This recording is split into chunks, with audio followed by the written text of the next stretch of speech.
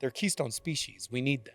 Everything changed, and it was just the reintroduction of the wolf. There is no alpha male. I think that was disproven maybe 15 to 20 years ago. It's been a while. And they weren't put on any type of an endangered list. They are put on the endangered list, Okay. but they get put on the endangered species list, and then they get taken off the list.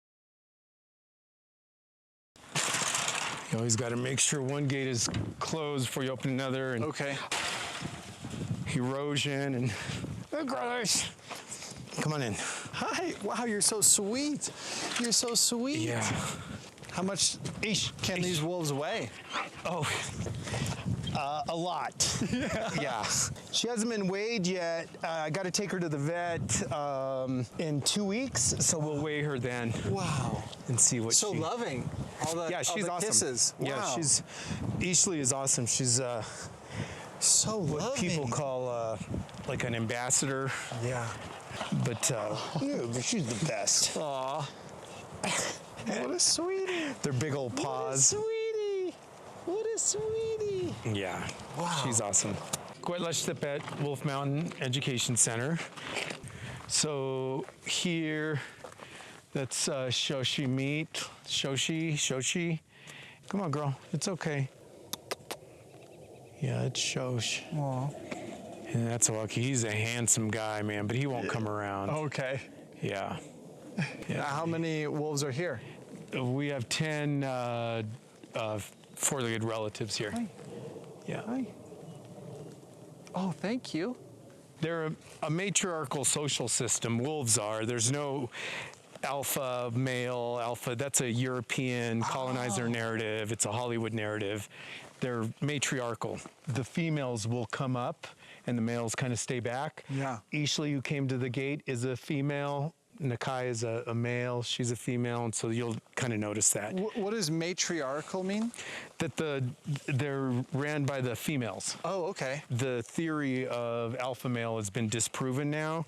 So if people are still talking about an alpha male, they're just not up to date on the research. Okay. But, we've always known that. And you see many of our animal relatives are matriarchal. And there's 2 here. Yeah, Asha, the black one there, DNA tests at like 70% wolf content, 15% coyote, and then 10% Malamute. And Kavi, the gray one, he's 50-50. He's a mid-content wolf dog, and so he's just kind of is what he is. He's whatever he is in the evolutionary chain. And how do these relatives come to get here? They all came from different states. That's Cree. Okay. And then Suna. And this is Summer. Hey, Summer. Picking up poop.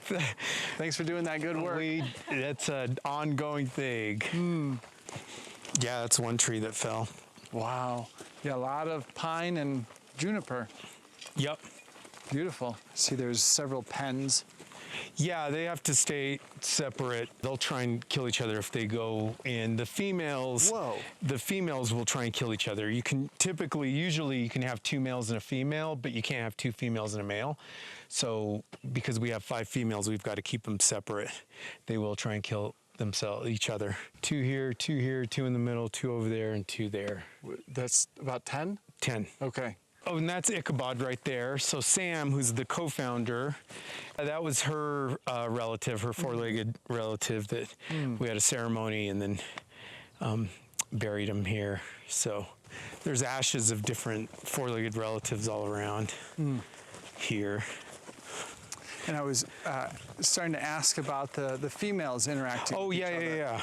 So, it's just, it's same-sex aggression. It just kicks in right about 2 years old for the higher contents. If you have like a low-content wolf dog, typically okay, but it's just the higher contents. Usually you see that 70, 75 and higher percent. Yeah. They'll just start, it's just same-sex aggression. Sometimes you'll get that with males, and so you have to watch that. In the winter, around November, you could also get more aggression in males, even if they're friendly to you. It's just because that's mating season. Okay. Wolves and high-content wolf dogs don't have testosterone. They shoot blanks all year. Really? So their testosterone is low. That's why they're not these aggressive, vicious animals that, the colonizers' European narrative makes them out to be. Where do you think that narrative comes from? Why do... Because they wanted to kill them off. Okay. Europeans love killing things. Yeah. I mean, it was used as a way of killing them off. Yeah. Taking their pelts, using their fur, but it was just the unknown. Okay. They didn't, they came here and they didn't live connected to the land or the relatives, the four-leggeds. They just, I think it just perpetuated. It kept going. Yeah. And then Hollywood, of course, picks it up, and and people are afraid. I mean, they are pretty big, scary animals, but they really aren't. They're just very timid, fearful.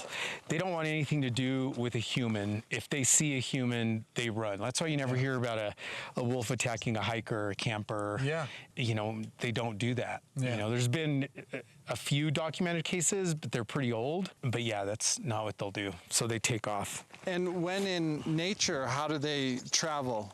In pack? Yes. And what family systems? Okay. It all really depends on the pups and all of that. I mean, they can also adopt a lone wolf. There used to be in the kind of European research and study, they would say that lone wolves would not go into other packs, but they do adopt other packs and that sort of stuff. This is our lodge.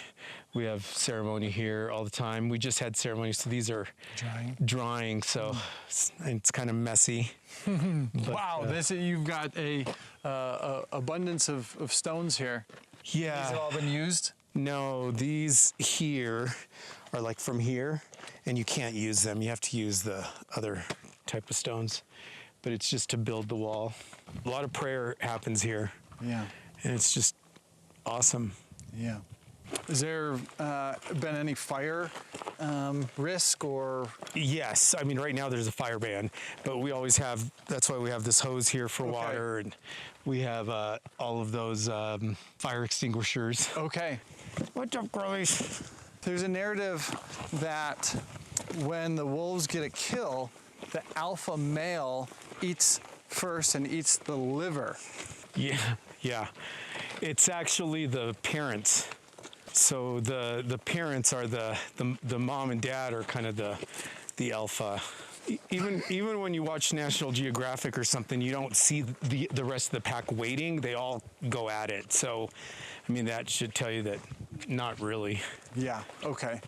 Thank you for watching. Please take a moment to like this video and subscribe to our channel if you haven't already. Every like and subscribe is a free way to support us, expand our reach, and plant new ideas. Well, I'd say you win the award for coolest location for us to shoot at so far. Most of the time where I had a studio for a year, and then we moved that, then the lease was up, then we moved that studio into my basement. That's where it is most of the time, but it's real cozy. There's a fireplace down there. I've prayed 101 times down there, so it feels really good, but awesome. Man, does it feel good right here. Yeah, it's awesome up here. Share more of the history, the human, indigenous, and these wolf relatives. Maybe there's some common misconceptions, and how do you understand our relationship to be with them? Well, that's what we try and do here at Cuetlachtepetl, is to teach from a native perspective.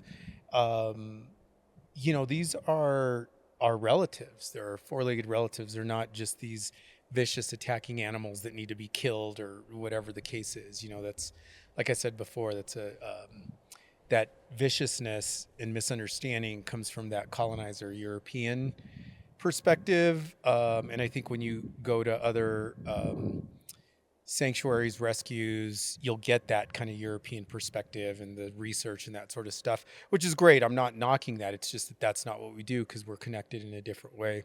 So it's just, they were our teachers. They're our relatives. When we saw how they hunted, and then we hunted that way. We saw how they took care of their young and community, and we learned from that. And we saw, when they're bulking up to put on their winter coat, seasons are changing when they're losing it. And so they were in tune with Unchimaka or Tonantzin or Grandmother Earth, Mother Earth.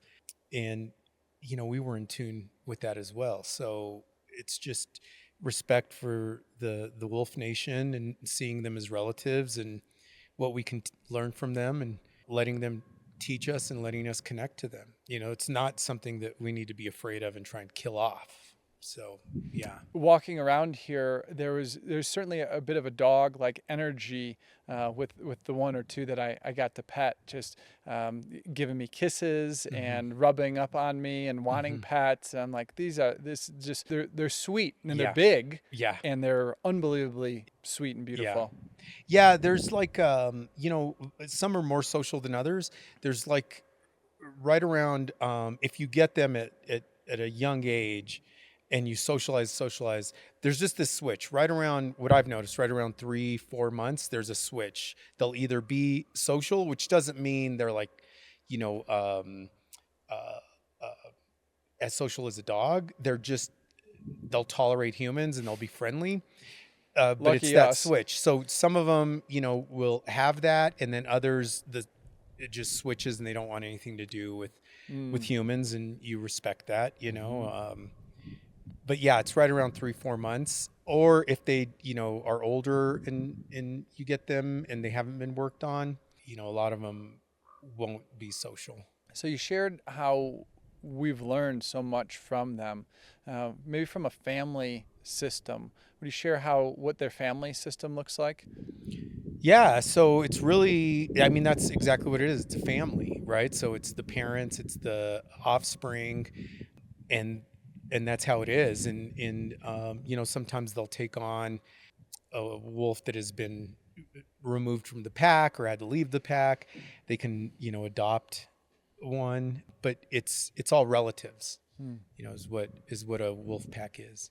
And what's maybe who's in charge? There's some stereotypes, or I don't know, there's some maybe misconceptions that there's the alpha wolf and he runs things and he eats first and he's in charge. Yeah. Maybe, what are your thoughts on that? Well, that's a very European patriarchy concept, right? You know, if you look at native culture, Mexican culture, it's all matriarchal, right? The grandmothers, the aunts, the moms, they all kind of run the show. And that's exactly how these relatives are. It's a matriarchal social system. So the females will run the show. I mean, you'll see it here. They'll tell the males when to eat and when not to eat. And yeah. And so, and I think the buffalo are matriarchal as well. And so there's a lot of, in nature, that's just kind of how it is. You know, I mean, they're the life givers, right? They're the veil between the spirit world and here. And so they have a power that men don't have. And you know, we're just big idiots anyways, you know? We're doing our best. We're doing our best, and we're I'm big doing idiots. So, yeah, so it's really a matriarchal social system. And then, you know, we learned from that. Yeah. Yeah. So that's the misconception. And if somebody's still talking about an alpha male and that sort of stuff, they're just not up to date on their research. So there is research now. I mean, we've always known it, and there's research now that shows that there is no alpha male that's dominating the pack, that sort of stuff. So I think that was disproven maybe 15 to 20 years ago. It's been a while. So yeah, people just aren't up to date on their research. When they do hunt, what have we learned from them in those ways? They are amazing hunters as a pack. They're a little crappy individually. As a pack, they're unstoppable. Wow. And so, yeah, to watch that, if you see it, it's just, it's pretty amazing. Yeah. Yeah. They're good hunters as a pack. Yeah. I mean, 2 together, 3 together, you know, it doesn't have to be a full pack, but they communicate, and they're so in tune, and they just like kind of know the plan before they get there. And they're really, really smart animals. You know, they really are. It's a whole different language than dogs. Yeah. How would you describe their language? Well, they're smarter. You know, I mean, I think there was some research that said that dogs can get the intelligence problem solving of like up to like a 3-year-old or something. And wolves can problem solve up to a 9-8-year-old, wow. You know, and so they're just smarter. Yeah. Some say up to a 12-year-old, but yeah, you can just see it. They're just a whole different language. They're very independent. They don't think they need you, which they don't. Yeah, they're just smarter. They can problem solve way better. And what does that communication look like? They don't bark like dogs. No, they it's a lot of body language. It's a lot of just eye tuning into. They do make some sounds and then they howl. So it's all of it. It's still verbal, it's nonverbal. They're just kind of more in tune with each other. It feels like, it seems like. They're big on that energy and connection. In other news, because of GMOs, monocropping, and soil depletion, Americans are not getting enough nutrients. That's why in 2018, I founded Bee Micro, the first freeze-dried microgreens company in the US to help Americans get more natural nutrition in their diets. Microgreens are a phase in the plant's life when they're just 14 days old and naturally the most concentrated in vitamins, minerals, and unique antioxidants. Our microgreens are all grown here in the US and certified USDA organic and regenerative organic. We grow, wash, and freeze-dry them to extend their shelf life from 1 week fresh to over 1 year, allowing us to ship anywhere in the US without the worry of spoilage. We have 2 flavors, broccoli, backed by over 2,000 studies on sulforaphane for its powerful detox benefits, and a blend of broccoli, radish, and red cabbage, our most powerful detox formula that we've tested, giving you the most bang for your buck. Easily sneak these into any meal, eggs, pizza, pasta, or even your kids' mac and cheese. We have whole leaf, powder, and capsule options, so you can choose the way that works best for you. Use code PLANT15 to save at bmicro.farm. Now, who comes here and visits? Like, who are you bringing here? Yeah, so we have a lot of treatment centers that come up. So addiction, mental health, the public, youth, the native community comes up a lot. You know, we have a lodge, and sometimes they just come up and have a lodge and I'm not even here, which is fine. This is a place for all of us. And so all of that. And who seems to have the biggest impact from visiting here? Oh, geez. It's a good question. I don't know. I think it's all really individual.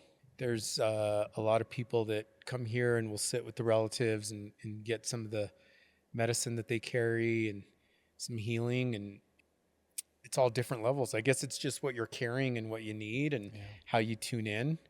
What type of medicine do they carry? What do people walk away with? Healing, happiness, a boost of health. I mean, we know that mind and body are connected, right? And so they have an energy. So there used to be a treatment center. It was a youth treatment center, Fire Mountain, up in Estes Park. Aaron Huey. They would come up here and we would go in with the kids and we would have a group in there. And one of the females that we had here would come around and she would nuzzle some of the kids that had trauma, and so just to have that, but as kids, to even adults, to walk into an enclosure facing the fear that you've been told these animals are going to kill you, they're vicious.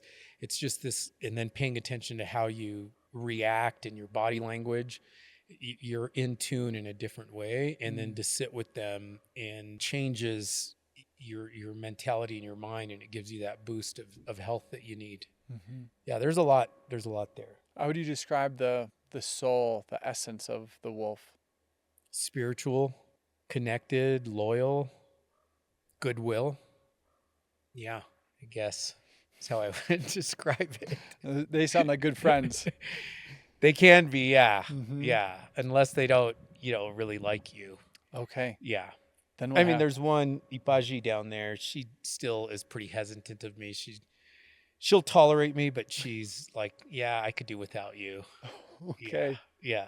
She's great. And do they come around, or what's been your, okay? Yeah. With me? Yeah. Oh, yeah. They all come around. When I have people here, they'll kind of watch their distance. But yeah, they all come up to me. Ipaji is still a little hesitant. She's let me pet her a few times. She'll come and lick my hand, but when I start trying to, she's just like, nah. That's too much. I traumatized her when I had to catch her, and then I had to move her into another pen, and I had to catch her again into another enclosure. And so that was just kind of traumatizing for her. And after that, she's just like, fuck you. I don't trust you.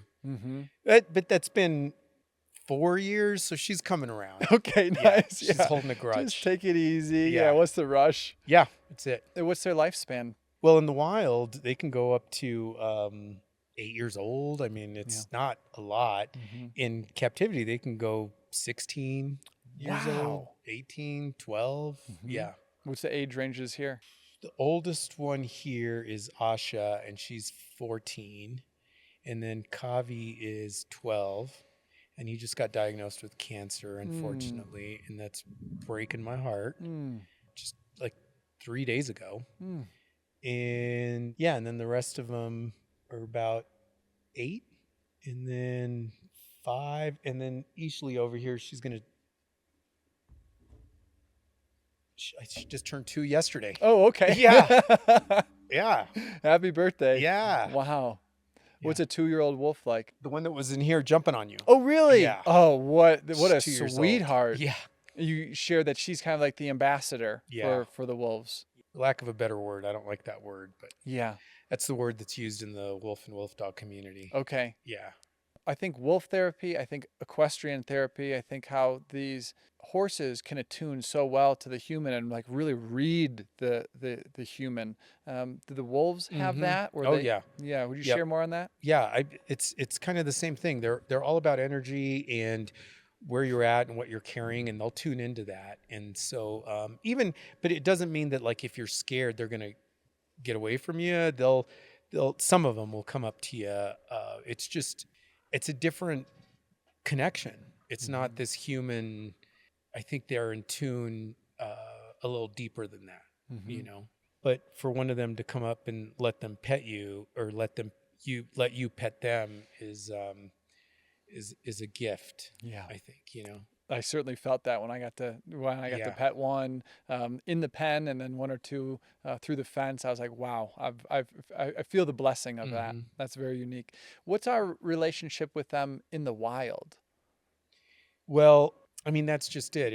It's been severed.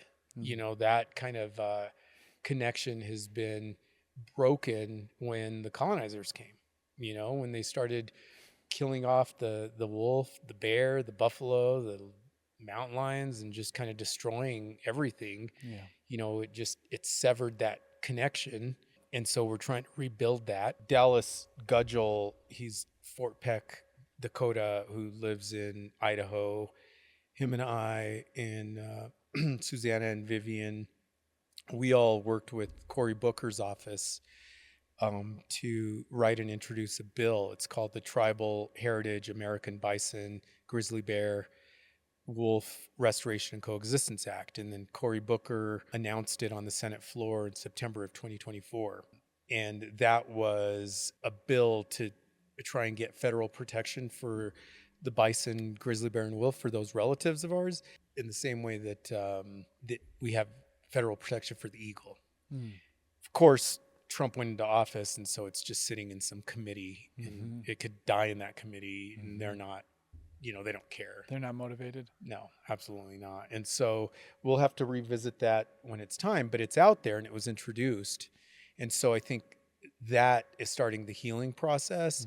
The Nez Perce up in Idaho have been trying to take stewardship or oversight of the reintroduction out there, but Idaho is a really shitty state that just wants to eradicate all the wolves, and pay the public to kill them. What? Yeah, so you can get money if you kill a wolf. They do aerial shootings. The public can just do aerial shootings, collect money. There's been cases where people have gone into dens, stomped pups, and then gotten their cash. And yeah, Idaho is horrible. It seems Horrible. Evil. Yeah. And I mean, you know, the case up in Wyoming where, what was his name? Cody, oh shoot, I can't remember his last name now, but he caught up to a female wolf in Wyoming on a snowmobile, ran her over, and she was about Eashley's age, maybe a little more, and duct taped her mouth, kept her in the house, tortured her, put it on YouTube. What? Took her to a bar. They tortured her. Everybody was outside drinking and watching this stuff, and ran her over with snowmobiles and killed her. And you have this group, you know, in Wyoming of people that like thought that was cool and great. And it's like that inhumanity, you know, and but you know, that's kind of conservative Republican thought process, I guess, you know. So I say all that to say that these hoops have been severed, that relationship. And so we need to go back to that connection with them. They're keystone species. We need them. You know, if you see the video "How Wolves Changed Rivers." Have you seen that? No. It's like a 5-minute documentary. It's on YouTube, and it talks about what happened to the Yellowstone ecosystem when wolves were reintroduced. It changed everything. You know, the elk, the deer, all of that was they had to start migrating, the natural migrating process, which then allowed different places in the park to flourish, right? Because they were eating up all of the grass and the greenery. But so as they started migrating, different parts of the park started to flourish and grow, and different plants grew, different trees, plants that had been gone for a while came back, which brought different species of birds. So now they have more birds there, and more species of birds, which then brought, with the trees, the beavers then started building dams and moving rivers, and then the rivers went to different places in the park and flourished that because it fed them water. And so everything changed, and it was just the reintroduction of the wolf. It brought back this balance that is gone, that we've destroyed. And so that's why we need them. They're keystone species. Even when they kill, the carcass goes back into Tonantzintlalli, into Unchimaca, and regenerates the earth. So you need them. Yeah, they keep us in a balance. And so that's the connection that we need to have with them. Where are wolves doing the best in the U.S. today? Yeah, that's a good question. Canada. Really? Is Canada good with the wolves? I think they're probably better. Okay. There's just politically, we're so connected with oil and cattle that the cattle ranchers argue, and they think they're going to lose money, which is interesting because cattle die all the time. They allow them to graze on public land. They get killed by all kinds of things. So it's not new that their cattle have been dying. Like that's old. That happens all the time. Cattle ranchers lose cattle year round, but now they have this, for some reason, this fear of these wolves that are being reintroduced. Some cattle ranchers have been known to bait them. They'll throw carcasses out to bring them in so they can shoot them and complain about them. And it's like, don't do that. Don't let your cattle graze on public land. And there's only been a small percentage so the cattle ranchers here will have to submit to Colorado Parks and Wildlife for reimbursement, but they have to submit that it actually died from a wolf and kind of show that. And there's a small percentage of killings that they can actually prove that it was a wolf. But Colorado has a really good reimbursement for them. They pay them a shitload of money for lost cattle. And so I think, that's also incentive, is getting that cash. But but cattle have been dying. And get rid of cattle. They're such an invasive, gross species. We're get addicted buffalo. to them. Buffalo. Yeah. I mean, cattle is horrible for the earth. Yeah. And I mean, they're not even native to here. Yeah. You And they're not that happy being here either. No. So Speaking to reintroducing wolves, what's the status of that? It's still happening. I think they're going to reintroduce a couple more. There's been, I think, I'm not sure. We'll have to look again, but I think somewhere between 5 and 8 have died. But it's going slow. I know that speaking of, tribes being involved in the oversight, I know that the Southern Ute, have just signed some agreement with Colorado Parks and Wildlife to help co-manage the reintroduction, but I don't know what's been done there yet. When wolves are reintroduced, where are those wolves coming from? Some have came from Canada. I think most of them came from Canada and reintroduced here. What does that mean? That they're captured wild and then put into our wild? Yeah, or either captured wild or, they came from some facility or something and then let go here. How many wolves do you think that we have in Colorado or in the U.S.? What's the state of wolves today? I don't know. I'm sure there's some census, statistical number out there, but I know that at some point they were down to 400 in the whole continental U.S. because of all the killing. And they weren't put on any type of an endangered list. They are put on the endangered list, Okay. but they're taken off. And then, so when we went to talk to USDA, U.S. Fish and Wildlife, the argument was they get put on the endangered species list, and then they get taken off the list, and the federal government wants the states to manage them, but the states are the ones that want to eradicate them. So they start killing them off, and then you got to put them back on the endangered species list.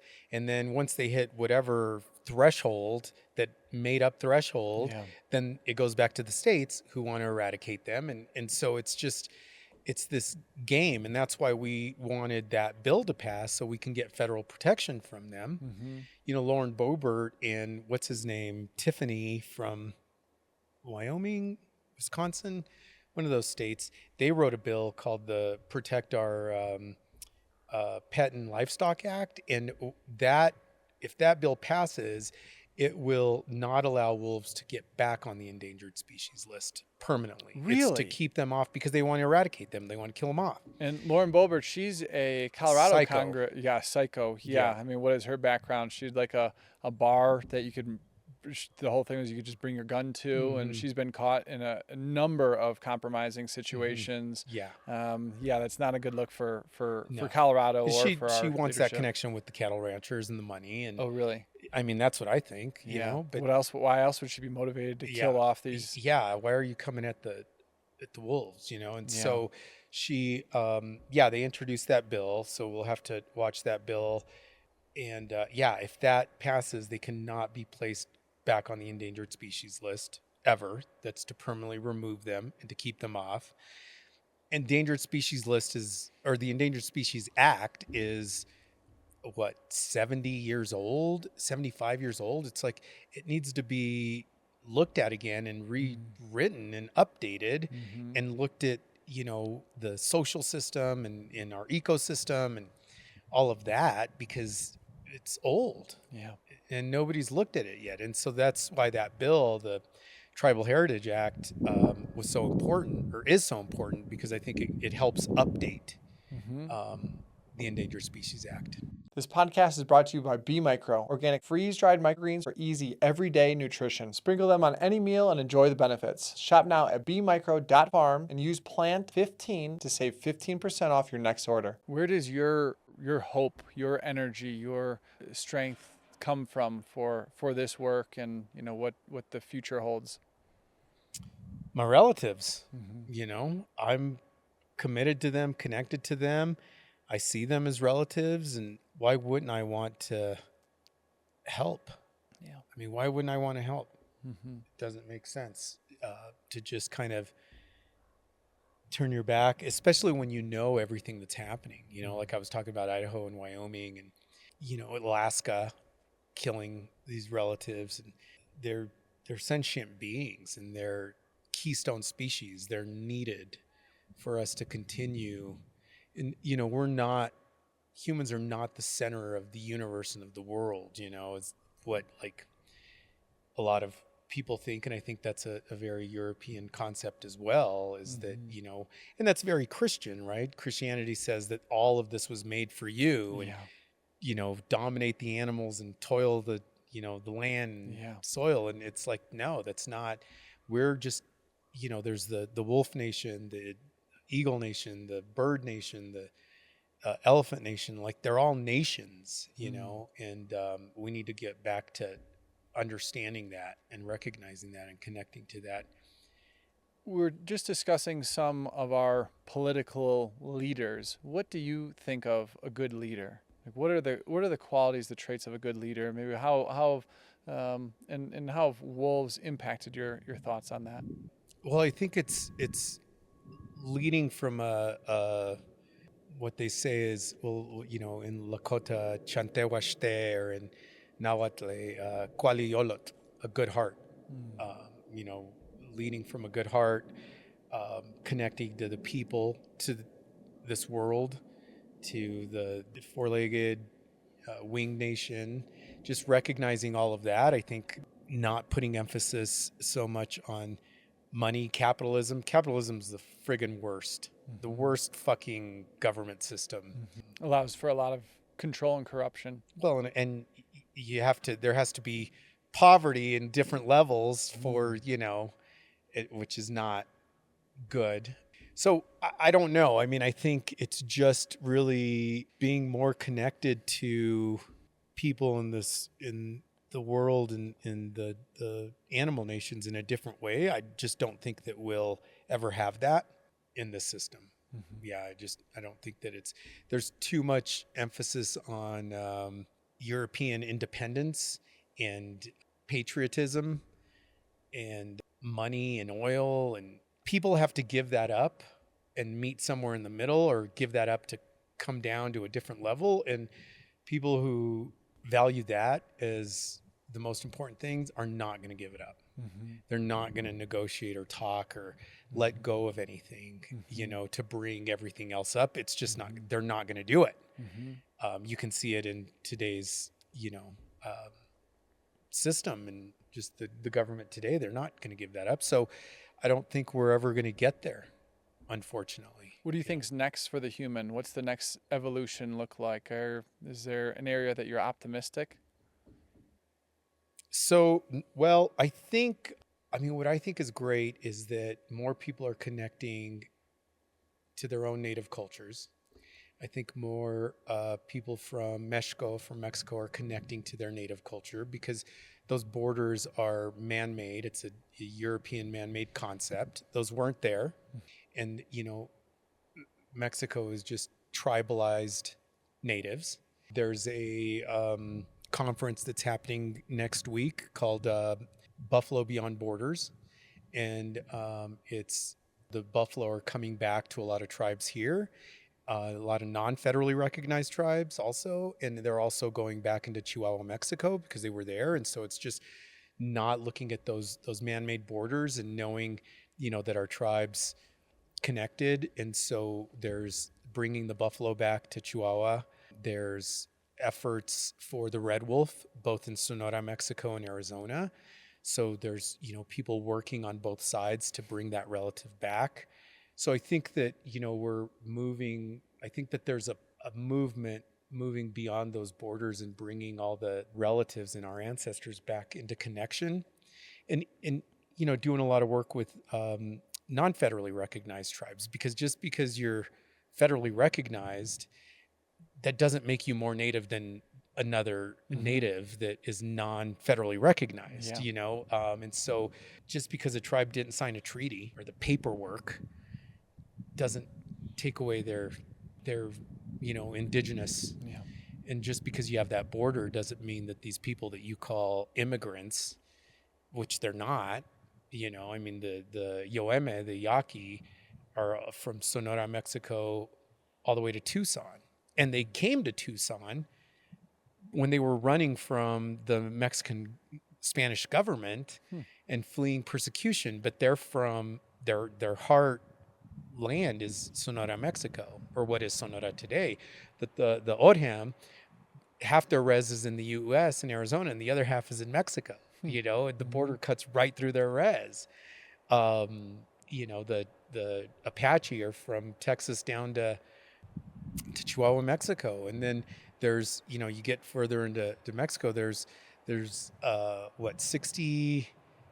68 different tribes and like 120 or something, or no, I got it backwards. There's like 100 and something tribes, 120 something tribes, and there's 68 different languages, native languages that are still spoken today. If someone's interested to learn more about connecting with nature, with indigenous wisdom, with their own heritage background, or leaders that you think are doing a good job in sharing, where do you point people?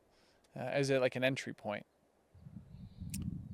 Yeah, that's I think if you are, you got to look at where your roots come from, I think, and then look around that area of what native tribes were around there, looking at, for what I call detribalized people, looking at if you have a last name, look at where the name, the last name, when it was introduced to that area, because there's some last names that were given to tribes.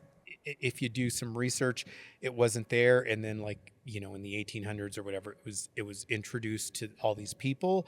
So if that last name kind of surged, then that it was given to that specific tribe. And then you have to look at all of that. But you got to do some research, I think, if you don't know.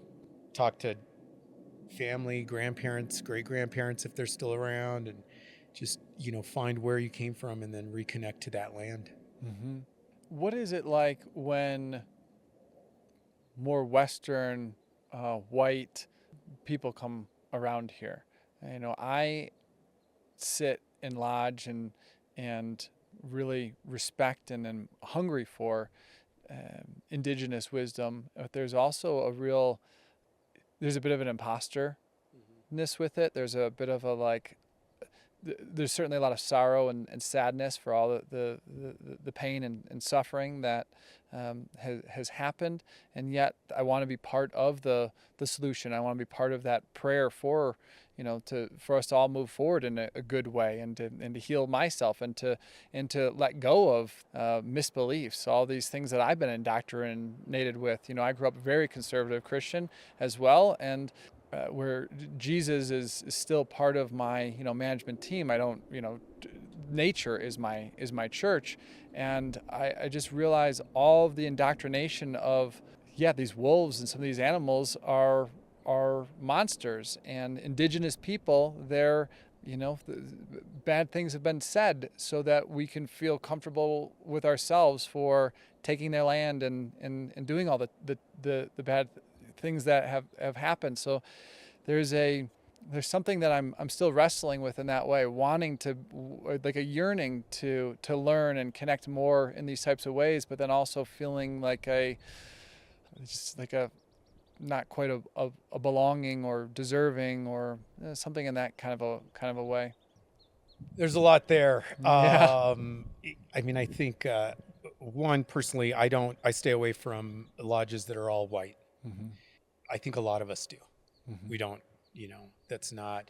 It's really interesting when it's a white community with a white person that is pouring, and the question is, why, and where did you get that, and where did you get that permission? And if you did, then why are you not connected to natives? Like if you don't have natives coming around, that's it should be a big red flag, so I stay connected around my people. White people come around, and that's fine.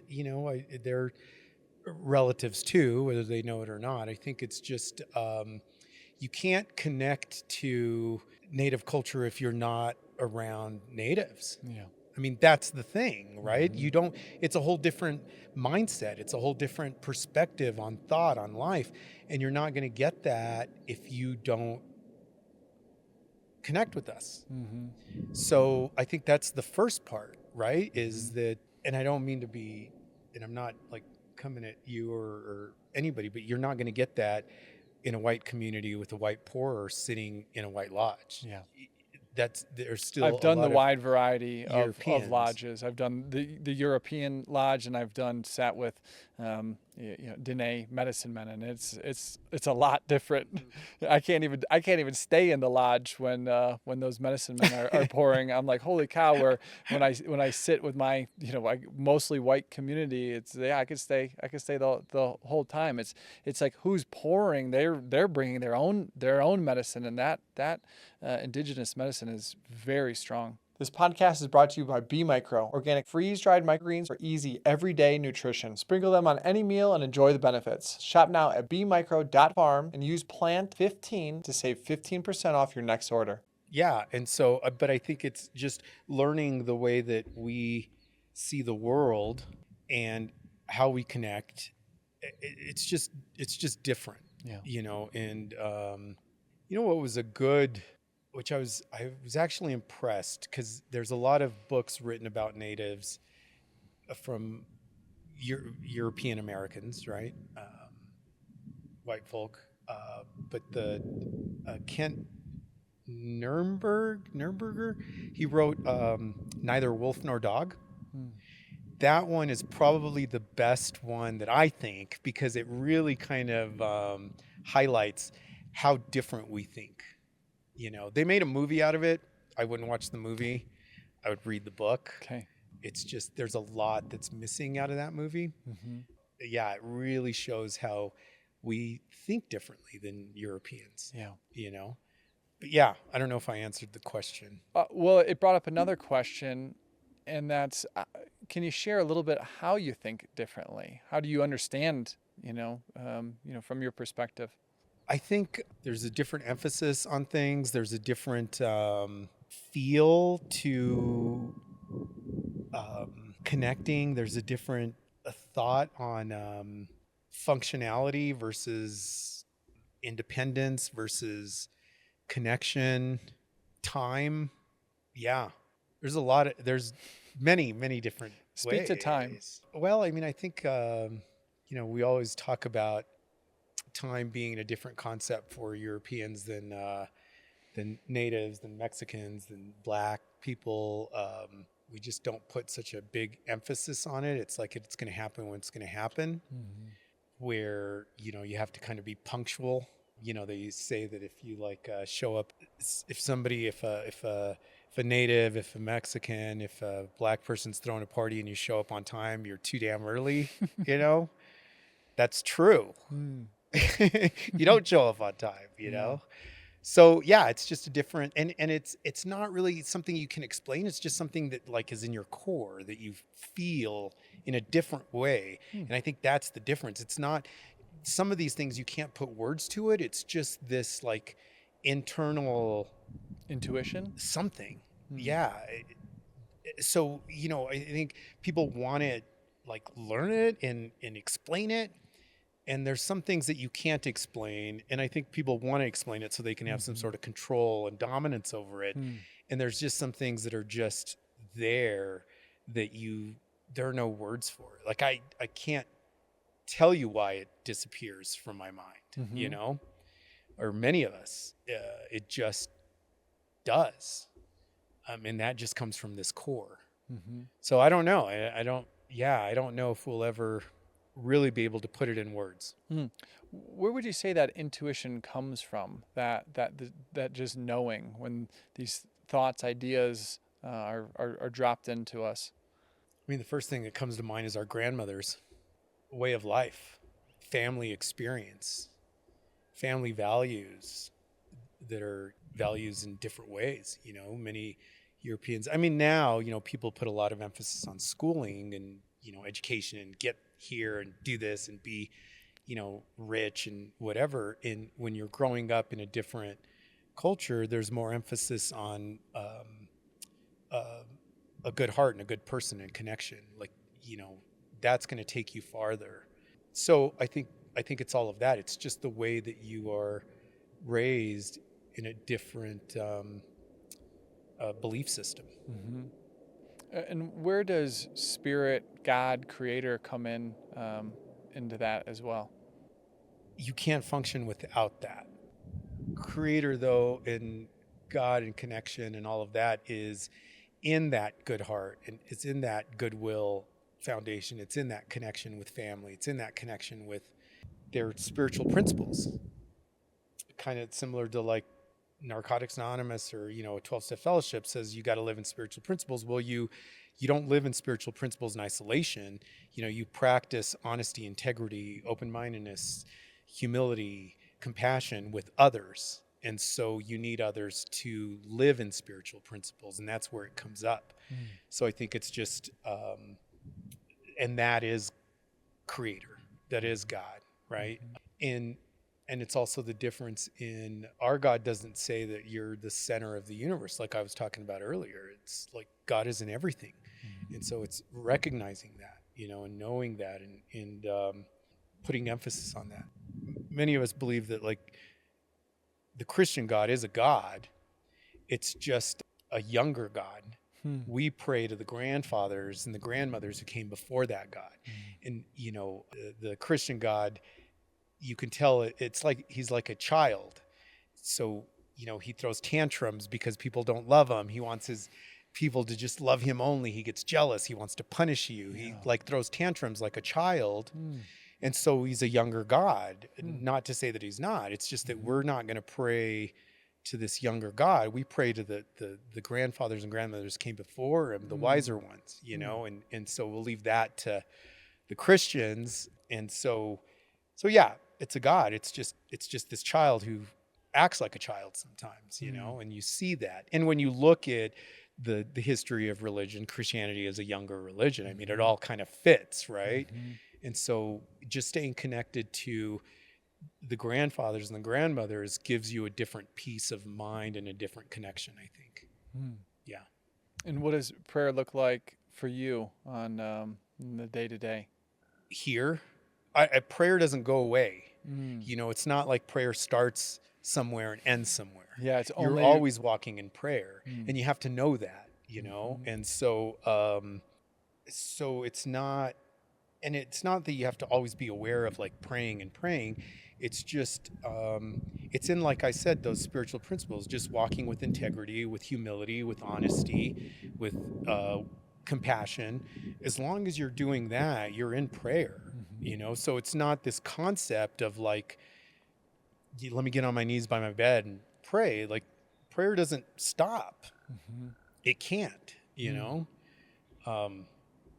Yeah. So prayer is the way that you live your life. That's the difference, right? It's not a religion, it's a way of life. Yeah. And so that's, I think, a big difference in European and native thought as well. It's like, that's not, you don't end. We're in prayer now. How could we not be? I mean, look. Yeah. Yeah. Thank you. Yeah. If someone's not feeling connected to prayer, spirit, how might they start to find their way back to that? Well, one, your mind is not a good source of information at that point, right? So you got to get out of your head. You're not going to rationally think your way into that because it's not about that frontal lobe. That's not where it is. That's not where it is. Yeah. So you got to, But because we that's love- going to tell you Yeah. all this negative stuff about you, about how you're not going to be able to do it, connection, you know, that sort of stuff. And it's like, that's not, you're looking at the wrong place. That's the start, I think. Going, you know, out here and sitting under a tree and just trying to feel or just trying to be is where it is, you know. It's not Nature is there. a great spot for that. It's That's not what I do. there. I just go into nature for as long as I can, at least once a week, and just get really clear and connect in a good way. Yeah. But it's not looking at my phone, my computer. It's not using AI. What are your thoughts on the state of technology and, you know, this wave, this tidal wave of AI that's coming our way? Well, aren't they saying that it's taking up a lot of water? I think so, because it uses a lot of power. That's like the constraint with it right now. And to cool these data centers, they need, I guess, a lot of water to cool them. Well, I think a couple things. One is that if it destroys the earth on any level, then, I mean, there's that. And two, we just talked about getting out of your frontal lobe, your head, in that.